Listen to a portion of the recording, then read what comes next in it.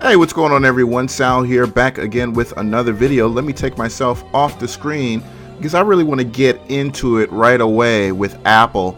So, going into the trade, I was very happy about where we were. Earnings delivered, and sure enough, the stock stayed beneath that multiple year resistance trend level, and I'll show you that in just a second.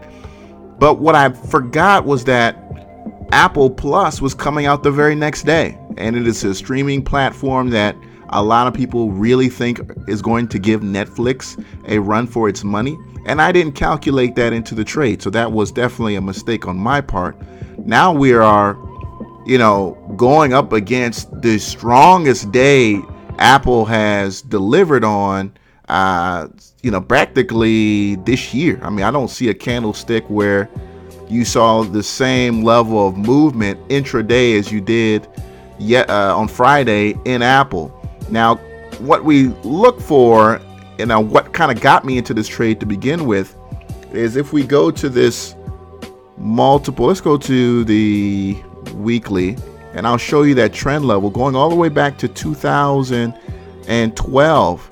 And what you see is these trolls and valleys that Apple creates.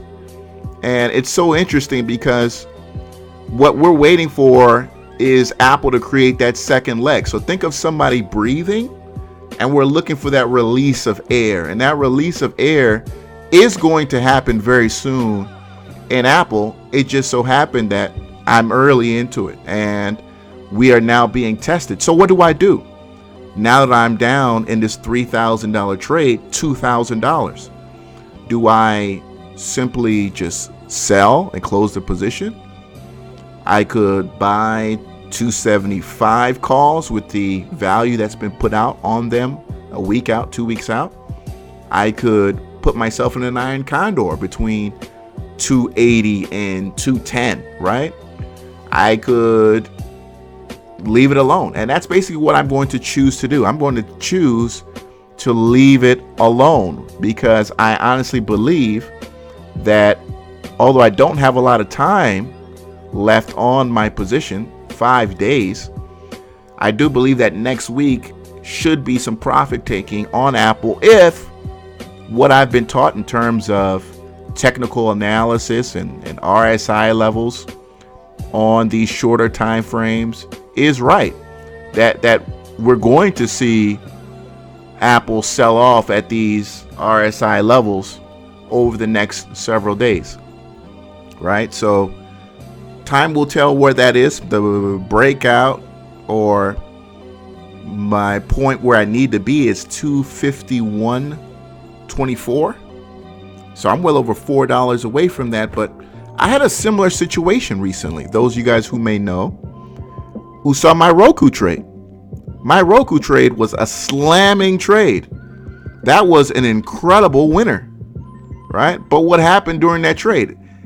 Literally 3-4 days later, it sold off and went beneath the sell strike on the put side on that iron condor, right? But what's happened since? I was right back into the trade about a week and a half later on a 60-day trade. So what started off miserably ended up being a really, really good trade. And I do have people who watch me who are now going to be closing that trade any day now with a huge profit. So looking back, what are some mistakes?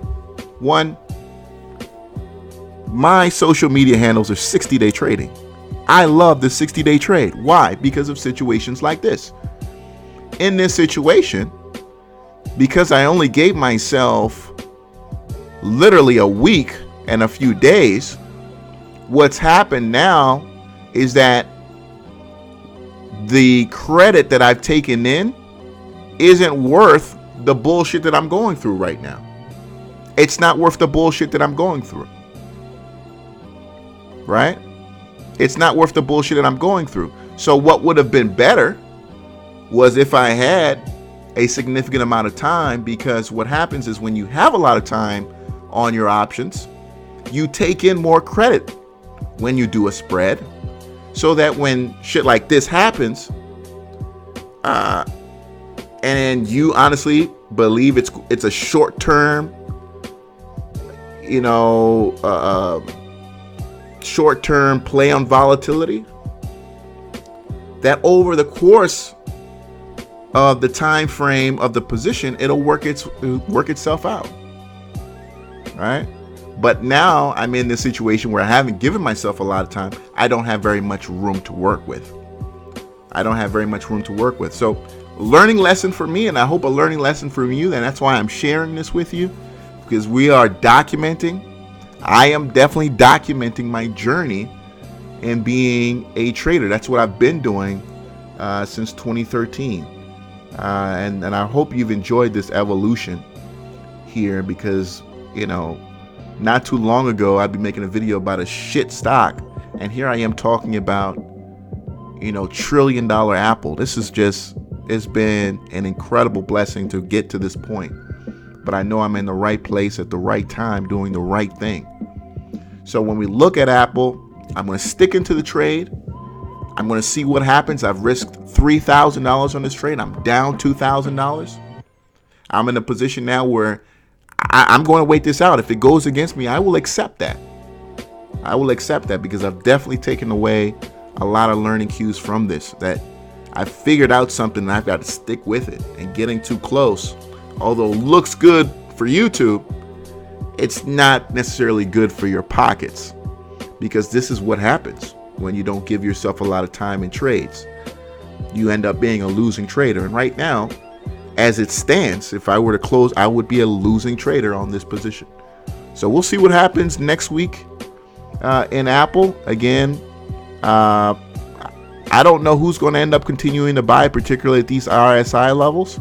But just because RSI is going down doesn't always necessarily mean price comes down, right? For example, here's an example of that on the 30-minute chart. So we'll see how this is. Again, expecting some profit taking next week. It's your boy Sal. I hope you appreciate the transparency here. I just wanted to give you an idea of where I am mentally with this trade. And again, looking for Apple to take that breath, release that air for it to come down. I've been here before. I know what happens here. But look, we're up against a company that spends $18 billion every 90 days buying its own stock.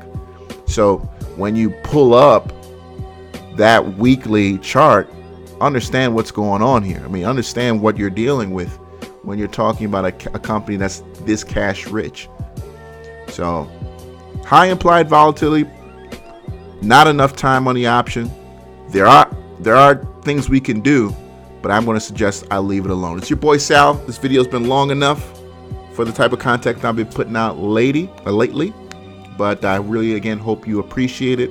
If you like what I'm doing, let me know in the comments. I always appreciate the comments, guys. Until next time, take care.